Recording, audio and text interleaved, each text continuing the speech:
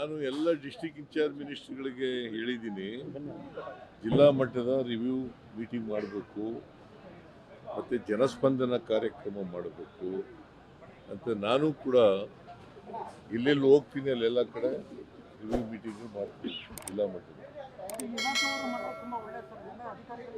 ಅದು 2 ದಿನ ಮಾಡಿದ್ದೀವಿ, ನಿನ್ನೆ ಮೊನ್ನೆ 2 ದಿನ. ಜಿಲ್ಲಾಧಿಕಾರಿಗಳು, CEO ಗಳು, ಸೆಕ್ರೆಟರಿಗಳು ಅವ್ರದ್ದೆಲ್ಲ ಮೀಟಿಂಗ್ ಮಾಡಿದ್ದೀವಿ. ಮೀಟಿಂಗ್ ಮಾಡಿ ಎಲ್ಲ ಅವ್ರಿಗೆ ಇನ್ಸ್ಟ್ರಕ್ಷನ್ಸ್ ಎಲ್ಲ ಕೊಟ್ಟಿದ್ದೀವಿ. ಸರ್, ಈಗ ರಾಮನಗರದ ಜಿಲ್ಲೆಯ ಹೆಸರು ಬದಲಾವಣೆ ವಿಚಾರದಲ್ಲಿ ಮತ್ತೊಂದು ಸುತ್ತಿನ ರಾಜಕಾರಣ ಶುರುವಾಗಿದೆ. ನಾವು ಅಧಿಕಾರಕ್ಕೆ ಕಿತ್ತಾಗ್ತೀವಿ ಅಂತ.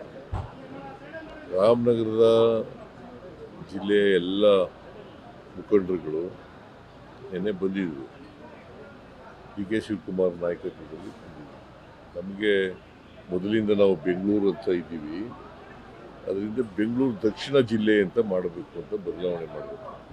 ನಾನು ಹೇಳಿದೆ ಕ್ಯಾಬಿನೆಟ್ನಲ್ಲಿ ಇಟ್ಟು ತೀರ್ಮಾನ ಮಾಡಿ ಡಿಸಿಷನ್ ಮಾಡಬೇಕಾಗುತ್ತೆ, ಕ್ಯಾಬಿನೆಟ್ನಲ್ಲಿ ಇಡ್ತೀನಪ್ಪ ಅಂತ ಹೇಳಿ. ಎಲ್ಲರಿಗೂ ರಾಜಕಾರಣ ಮಾಡ್ತಾ ಇದ್ದಾರೆ ಅಂತ, ಎಲ್ಲ ವಿಚಾರಗಳು ರಾಜಕಾರಣ ಕೇಳ್ತಾ ಇದ್ದಾರೆ ಅಂತ ವಿರೋಧ ಪಕ್ಷದವರು.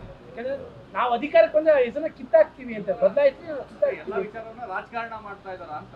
ಈಗ ಅವ್ರು ಕಿತ್ತಾಕಿದ್ರೆ ಅವ್ರು ಮೊದಲು ಅಧಿಕಾರಕ್ಕೆ ಬರಲ್ಲ, ನಂಬರ್ 2. ಅದರಿಂದ ಅವರು ಬದಲಾವಣೆ ಮಾಡ್ತೀವಿ ಕಿತ್ತೋದು ಭ್ರಮೆ ಅಷ್ಟೇ. ಈಗ ಜನರಲ್ಲ ಅಧಿಕಾರ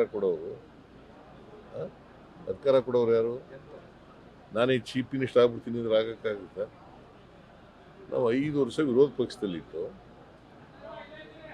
5 ವರ್ಷ ಆದಿಗೆ ಬಂದಮೇಲೆ ಜನರ ಆಶೀರ್ವಾದ ಪಡ್ಕೊಂಡು ಅಧಿಕಾರಕ್ಕೆ ಬಂದಿರೋದು.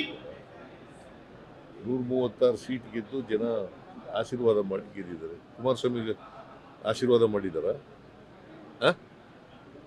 ಚೀಫ್ ಮಿನಿಸ್ಟರ್ ಆಗುವಂತ ಆಶೀರ್ವಾದ ಮಾಡಿದಾರ ಅವ್ರಿಗೆ? ನೋಡೋಣ ಮುಂದಿನ ಚುನಾವಣೆಯಲ್ಲಿ ಏನು ಜನ ಏನು ತೀರ್ಮಾನ ಮಾಡ್ತಾರೆ ಅಂತ ನೋಡೋಣ. ಅದು ಇಡಿ ಅವ್ರ ಕೆಲಸ ಅವ್ರು ಮಾಡಲಿ, ನಮಗೂ ನಾವು ಅದಕ್ಕೇನು ಇಂಟರ್ಫಿಯರ್ ಆಗಲಿ. ಇಡಿ ಅವ್ರ ಕೆಲಸ ಅವ್ರು ಏನು ಮಾಡ್ತಾರೆ ಅದು ಮಾಡಲಿ, ಕಾನೂನು ಪ್ರಕಾರ ಮಾಡಬೇಕು. ಅವ್ರು ಏನು ಮಾಡ್ತಾರೆ ಮಾಡಲಿ. ವಶಕ್ಕೆ ಪಡ್ಕೊಳ್ಳೋ ಸಾಧ್ಯತೆ ಇದೆ ನಾಗೇಂದ್ರ ಅವರು. ಸರ್, ಈಗ ಲಾಸ್ಟ್ ವೀಕ್ ನೀವು ಡೆಲ್ಲಿಗೆ ಹೋಗಿದ್ರಿ, ಪ್ರಧಾನಮಂತ್ರಿ ಸೇರಿದಂತೆ ಎಲ್ಲರನ್ನೂ ಭೇಟಿ ಮಾಡಿ ಸಾಕಷ್ಟು ಸ್ಟೇಟ್ ಇಶ್ಯೂ ಬಗ್ಗೆ ಮನವಿ ಕೊಟ್ಟರೆ ಏನಾದ್ರು ಪ್ರತಿಕ್ರಿಯೆ ಬಂದಿದೆ? ಇಲ್ಲ, ಕೊಟ್ಬಿಟ್ಟು ಬಂದಿದ್ದೀವಿ. ಅವರು ನಾವು ಹೇಳೋದಕ್ಕೆಲ್ಲ ನಾವು ಅಧಿಕಾರಿಗಳ ಜೊತೆ ಮಾತಾಡ್ತೀವಿ, ಪರಿಶೀಲನೆ ಮಾಡ್ತೀವಿ, ನಿಮ್ಮ ಮನವಿಯನ್ನು ಗಂಭೀರವಾಗಿ ಪರಿಗಣಿಸ್ತೀವಿ ಅಂತ ಹೇಳಿದ್ದಾರೆ.